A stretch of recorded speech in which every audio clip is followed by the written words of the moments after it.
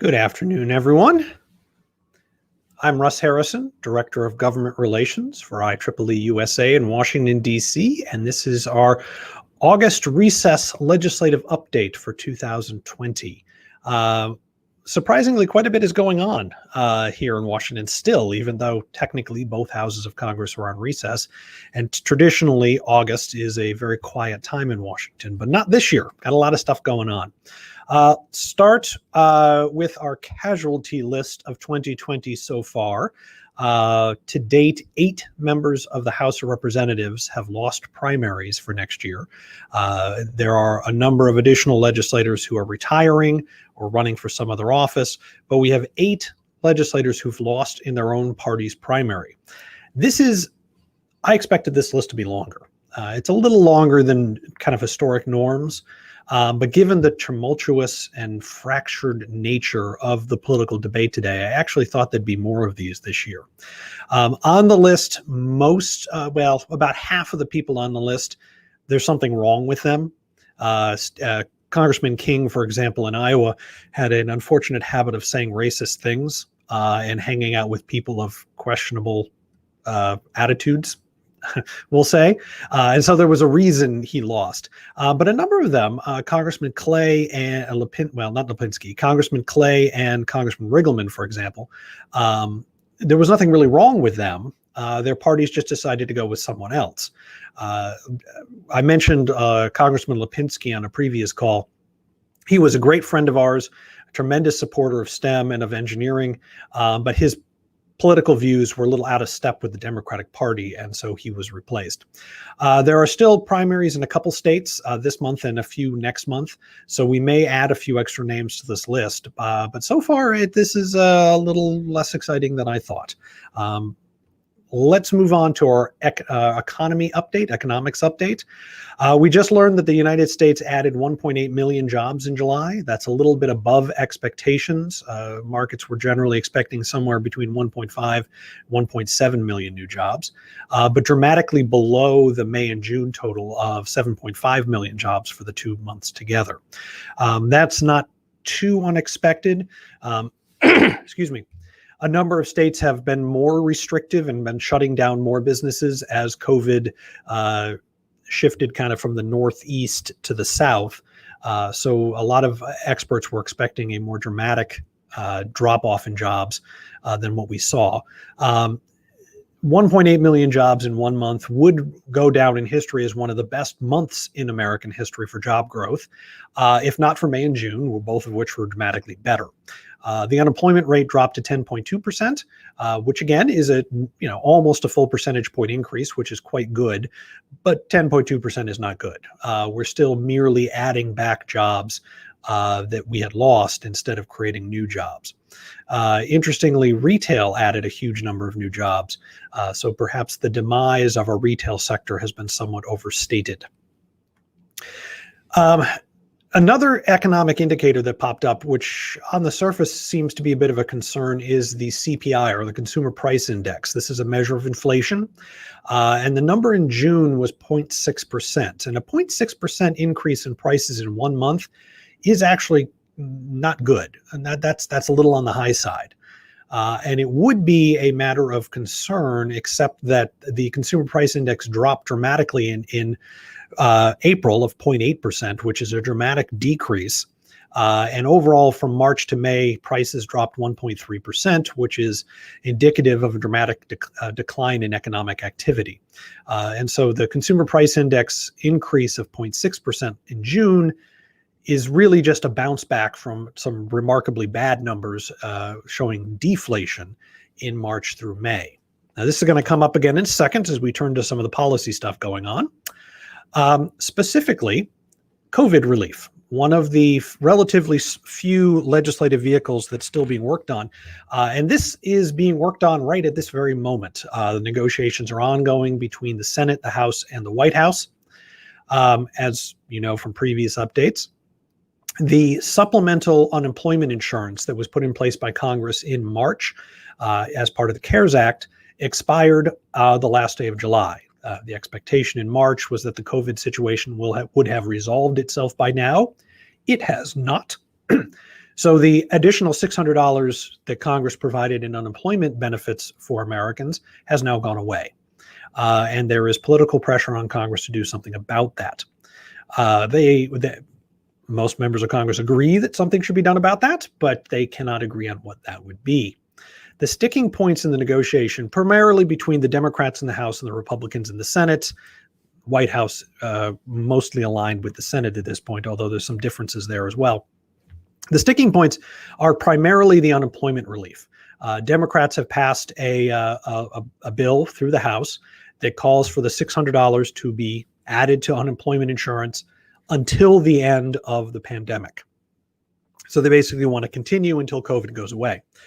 Republicans have said no to that for a number of reasons, one of which is it's not clear that COVID will ever go away. More to the point, though, there's concerns in some parts of the country that the $600 in additional unemployment benefits actually allows some people to make more money on unemployment than they were making working, which creates a fairly powerful disincentive for going back to work. Republicans have pitched a whole host of proposals on what to do about this. They originally said just drop it. That didn't fly.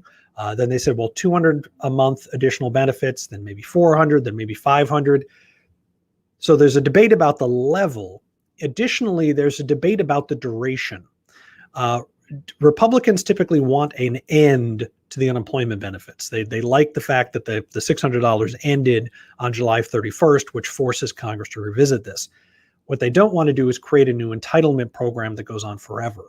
Democrats are wary of that, noting that nobody really knows when COVID is going to go away. We don't really know when the economy will be fully recovered. And of course, the economy is nowhere near fully recovered. And so they're arguing about the amount of the benefits and the duration of the benefits. In addition, there's a provision providing additional money to help people with childcare. The Democrats want $50 billion. The Republicans have proposed 15. There's apparently not a lot of movement on those two numbers. Neither side seems terribly excited about compromising on that. There's argument over money for school funding. Democrats have asked for a fairly large amount of additional money to help local schools deal with COVID. Republicans are not opposed to that, but they've proposed including school aid in the state and local aid, which we'll talk about in a second, so that they wouldn't have a separate category just for schools. The theory being governors know what schools need resources better than the federal government, so just give the governors a pot of money, and if they want to spend that on education, that's fine. If they don't feel they need to, they can spend it on something else. The last piece of, well, there's several other pieces being debated, but the last one that's really hanging things up is state and local aid or bailouts. The Democrats have proposed a big pot of money to go directly to the states, in addition to the money to schools, some of which is designed to help deal with COVID, and some of which is just designed to go to the states to give them extra money to spend, particularly the states that are facing budget shortfalls or were facing budget shortfalls before COVID happened. Republicans have been fairly adamant that additional aid to the states is fine as long as it's COVID aid, but that the federal government has no intention of bailing out states that made bad budget decisions last year or last decade or 20 years ago. So what we have here are these four big areas that there are quite a bit of money involved, and the two parties are fairly far apart on where they stand. The House and Senate have gone into recess. Most of the members have gone home, although a few members are still in town to actually do the negotiating. It's going to be a while, I think, before they actually reach a deal. I mean, a week or so probably before a deal is reached. One thing that is not a sticking point is additional money for broadband, particularly rural broadband. Both the House and Senate have agreed, at least in principle, to giving more money to the states to spend on broadband and internet deployment. So that is at least a bright spot. That does not seem to be terribly contentious. There may be a small disagreement on the level, but it's not the same sort of partisan argument that we're seeing in these other things. And it should be fairly easy to resolve once they get to the kind of end of the negotiations. Like I said, I don't think it's going to be, I do think it's going to be a while before a deal is reached on this, but we could see a breakthrough at any point, or we could not see a breakthrough. This could linger into September. At some point, once you force people to go 6 weeks without supplemental unemployment insurance, it's not quite sure how much kicking it back in will matter to people if they're struggling to find ways to pay for their mortgages. But this is an ongoing thing, and the legislators are getting pressure from both parties, are getting pressure to compromise. And I suspect at some point they will, and that eventually a COVID bill will be passed. We have some surprising action on appropriations. If you recall from our last update, the appropriation bills hadn't really gone very far. The House was working on them, but hadn't really done very much. Well, surprisingly, last week, the House passed almost all of the appropriations bills. They passed 9 of 11 appropriations bills. And they did that in 2 minibuses. An omnibus bill, as I've explained before, is when you take all the appropriations bills, jam them into one giant bill, and then pass all of them together. In this case, the House took 9 of the appropriations bills, shoved them into 2 separate appropriation bills, and passed the 2 bills. So it works. Nothing wrong with that. What we're missing at the moment is the Homeland Security appropriations bill, and that's hung up over funding for the wall and immigration in general, and the legislative branch, which is hung up over salaries and staff budgets and things like that. But other than that, everything else is passed, including the stuff we care about. Now, I'm not going to talk too much about the numbers because I don't think they matter all that much for reasons I'll explain in a minute. But one thing that we did get in the appropriations bill that is important is an AI study, artificial intelligence study. And this particular study will look at which universities are leading the way on artificial intelligence research. It will then go further and say, okay, what is it about these schools that allowed them to play this role? What is it that allowed them to be among the world leaders in this research? And why aren't more universities doing it? Now, as a general rule, I don't get too excited about government studies. Congress passes a slew of these things every year. Some of them don't get done. Most of them eventually get done at some point, but they're not terribly meaningful. They sit on a shelf. Nobody ever reads them. But in this case, this could actually be interesting because the question of, first of all, we know why some universities are very good research universities. Once you have a team of expert researchers who know how to get government grants and really deliver on them, it's easier to get more government grants. But the question of how can we get more of our universities to be better at doing fundamental research has the potential to be quite useful because, universities have tons of money. MIT, Caltech, the schools that have a reputation for being great, we know why they're great. But there are other schools that are great that you would be surprised by. And so there's a useful dialogue to be had about how these schools got good and what other schools can do to get better. So don't generally get excited about studies, but I'm actually pretty interested in this one. And there's a good chance it'll make it through the appropriations process because it's just a study. And if it does, we could get something pretty useful out of it. The Senate has done nothing. That's not quite true. They've had some conversations. They've had some meetings. They've done a couple of hearings, but basically they haven't done much with the appropriations bills, which is why I'm not talking about the budget numbers. It's awfully late. Well, the House was behind schedule. The Senate is even further behind schedule. It's a presidential election year. It's the August recess. It's very unlikely Congress is going to get the appropriations bills passed this fall, which means we're looking at an omnibus or maybe 2 omnibus, minibuses are fine, at the end of the year that will say basically keep spending what you're spending plus a little bit for inflation for another year. So as I mentioned before, our budgets were pretty good last year. So continuing our good budgets is a good thing. But we don't expect in the end much more than that. So the other big thing moving in Congress is the NDAA. This is the National Defense Authorization Act. Talked about it before. This is the bill that allows the Defense Department to exist. Got to be passed this year. Has to be done. Everybody knows it. And as a result, everybody is attaching their amendments to it. That includes IEEE-USA. There were several amendments to the bill that have made it through the kind of the first round of cuts that we are excited about. The first one is essentially H.R. 7096. That's the AI bill, artificial intelligence bill that we've talked about before on these updates. That was just taken, it's a standalone bill, but they took it and just made it an amendment to the House NDAA. As I mentioned last time, the House accepted several hundred amendments to the NDAA and approved almost all of them. The Senate received hundreds of amendments to the NDAA and accepted 6. So they had different approaches towards the bill.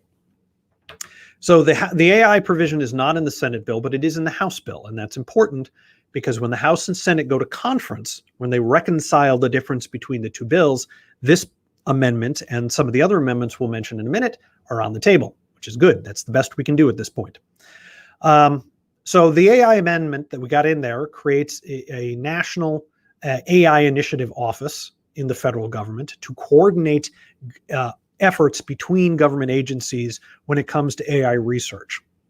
It's a kind of common sense thing, but it usually doesn't happen. So it's exciting to get it into law. It includes a provision to increase and enhance public-private partnerships in AI to try to get ideas from the lab out and into the marketplace as fast as possible. Creates a network of AI institutes around the country to bring AI research. This is why the study we talked about a minute ago is important. Bring it kind of off the coasts and into the rest of the country. So we have little pockets of excellence all over the place. Has some money in there for workforce development to make sure we have enough workers to work our new AI systems, to design and to work with AI. And this is exciting. It creates a legal framework to start evaluating the ethicalness of AI systems. This is based on a document that the IEEE Standards Institute, the Standards Association, produced the Ethically Aligned Design document, which calls for the ethical development of AI and has a set of criteria for determining what that is, and proposes a certification process to conclude that an AI system is in fact ethical. The goal here is to give the public comfort with the AI systems that are being used in society and to give them a window into what those systems are and how they're developed. I think this is a big deal. It is increasingly difficult for normal people to understand technology. And by normal people, I mean almost everybody. The problem is if the public doesn't understand this technology, there's a natural aversion. Human beings are naturally afraid of things they don't understand. And if the public doesn't understand AI, the already existent backlash against it is likely to get bigger over time. If we can provide a way to give the public insight into how AI is developed and how it works, creating transparency and some sort of outside check on how the AI operates, hopefully that will help give the public the confidence the public needs to accept AI as it becomes a bigger part of society. So the Standards Association did a great job developing that, and the Standards Association's Ethically Aligned Design program is not in the bill, but the bill kind of points the government in the exact same direction the Standards Association was going.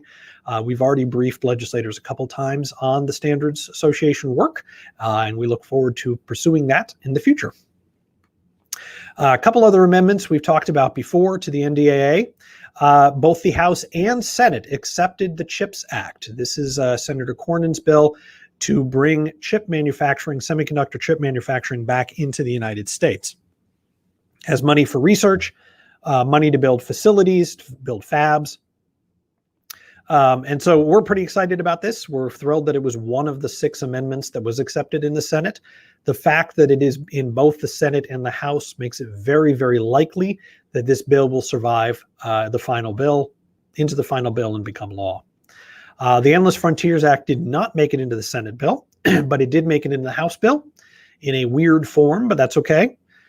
Since it is in the House bill, Senator Schumer, who is the champion of the Endless Frontier Act, will be in a position to bring this up during conference, which he will almost certainly be a member of.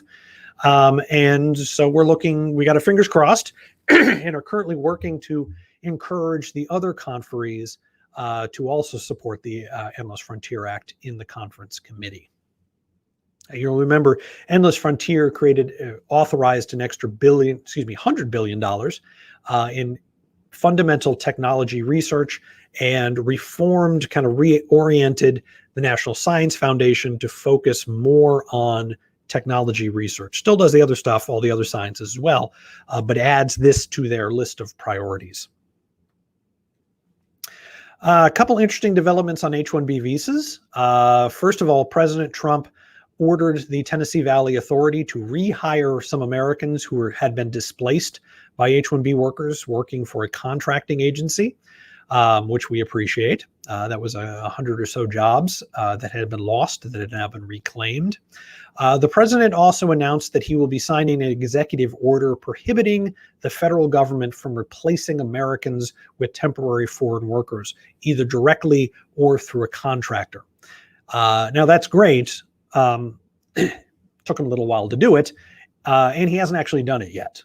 He has said he would be signing this executive order, but nobody's seen it, and he certainly hasn't actually signed it yet. So we'll see exactly what that is, but we certainly appreciate the president's attention to this problem and his understanding that the H-1B visa does cost Americans a lot of jobs. Just to point out that this is a nonpartisan issue in Washington. Senator Durbin, one of the top Democrats in the Senate, has been in negotiations with Senator Lee over the Fairness Act. The Fairness Act is the bill that eliminates the country cap from within the green card program, the EB green card program. And Senator Durbin has offered to support, or at least allow, the Fairness Act to proceed if the 50% rule is added to it. The 50% rule says companies can't have more than 50% of their workforce on an H-1B visa. In other words, at least half of their workforce has to be American, which doesn't seem like a particularly high bar for companies operating in the United States. There were some other things he asked for in the bill, which are of less importance to us. He has made that proposal to Senator Lee. He made it last week. Senator Lee has not yet responded to see if he'll accept it or not. So we'll have to see. It's getting kind of late in the legislative session for this, but we certainly appreciate Senator Durbin's support and appreciate his willingness to stick his neck out on this issue to protect American technology jobs. One last thing. The OSTP, Office of Science and Technology Policy within the White House, has launched, in conjunction with the National Science Foundation, the Q12 Education Initiative. This is an effort to bring together in one nice, neat little place resources for K through 12 teachers to include lessons on quantum technology and quantum science in their lesson plans to expose American students to quantum stuff. It's designed for K through 12 teachers, but I don't really think too many, K through 8 teachers are going to be doing a lot of quantum lessons. I'm not sure third graders are really ready for that. But certainly in high school, this is something that could come up. IEEE-USA is a founding partner in this initiative. The initiative was just launched on Wednesday, so we haven't added new people in the last 2 days. But it's IEEE-USA along with the IEEE Quantum Initiative, which is part of the IEEE Future Directions Committee. The Quantum Initiative is actually leading the effort within IEEE to provide resources to the OSTP for their use and for their distribution. IEEE-USA is kind of the point person with the government, so that's the role we're playing, and we're excited about this. This is, not a high impact program, but it has the potential to do some real good and to provide some useful resources to teachers to expose students to what could be a very exciting emerging technology field. The website's there on the screen, q12education.org. Check it out, and IEEE-USA is proud to be part of it. And with that, our next update will be August 21st. That will be right after the Democratic Convention.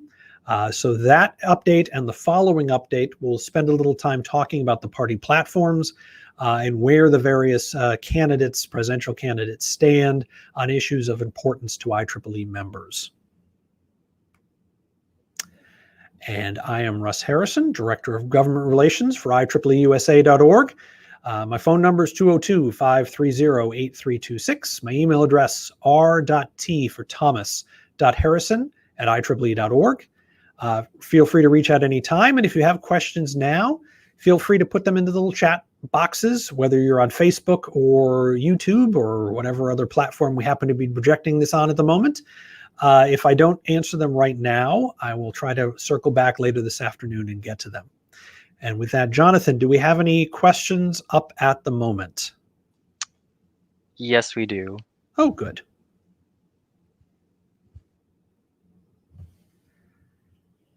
And if they're displaying on the screen, let me switch. Oh, there we go. Do you know if the critical broadband infrastructure legislation is included in the Senate version of the NDAA? I do not believe it is. Like I said, broadband is broadly popular, but most of the amendments to NDAA in the Senate were not accepted. There is broadband language in a bunch of different places in the House bill. A bunch of amendments were accepted that have broadband added to them. The problem with broadband right now, the NDAA authorizes things. It gives the government permission to do stuff, but it doesn't contain actual money. That's in the appropriations process. It is not going to be difficult for us to get permission from the government to expand broadband and expand internet access. It may be more difficult to get money to do that. And so that's why we're focusing in broadband more on the appropriations bills than necessarily the NDAA, but I expect there will be some language in the final version of the bill on broadband.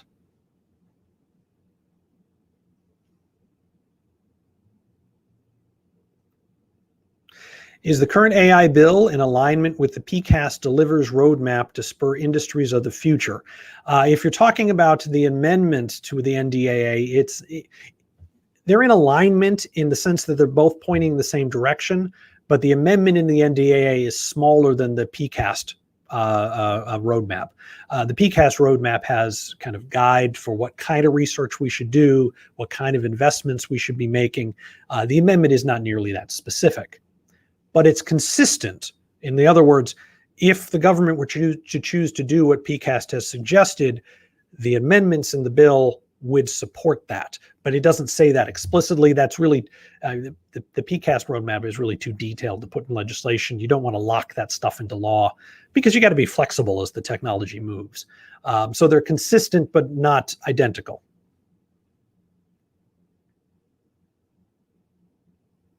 When will the NDAA conferees be named? Excellent question. And the answer is, I don't know. We don't expect them today. They could come out next week. They could come out at the end of August. The expectation is that the conferees will actually start meeting in September, probably. And so somewhere between here and Labor Day, they will probably announce the conferees. We have some idea of who that will be. It will obviously be, McConnell and Pelosi in the House and the Senate. It will be chairs and the ranking minority members of the Armed Services Committee. NDAA is an Armed Services Committee bill, so they have jurisdiction. One of the questions, NDAA, because it is such a big bill, it touches on the jurisdiction of a bunch of other committees. One of the questions that we don't know the answer to yet is, will the chairs of all those other committees be included in the conference, or will it be a smaller group focused just around armed services? And which way Congress decides to go on that will say a lot about what the ultimate NDAA bill looks like. The more constrained the list of legislators, the more focused it is on the Armed Services Committee, the more the provisions that aren't explicitly linked to national security will be dropped from the final bill. I kind of expect this will be a more expansive conference committee. It is an election year.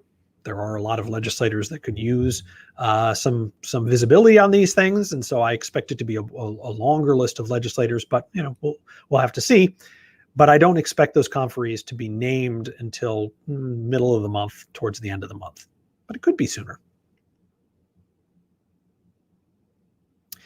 And Jonathan, I believe that is all of our questions. Like I mentioned, if you have more questions, please feel free to put them in the chat box on your screen, and we will rotate back to them later today. I want to thank you all for joining us this week. I hope everyone's family is safe and healthy and enjoying their summer. And we'll see you in a couple weeks. We start talking about presidential politics and platforms. Thank you all for joining us. I'm Russ Harrison with IEEE-USA in Washington. Have a good week.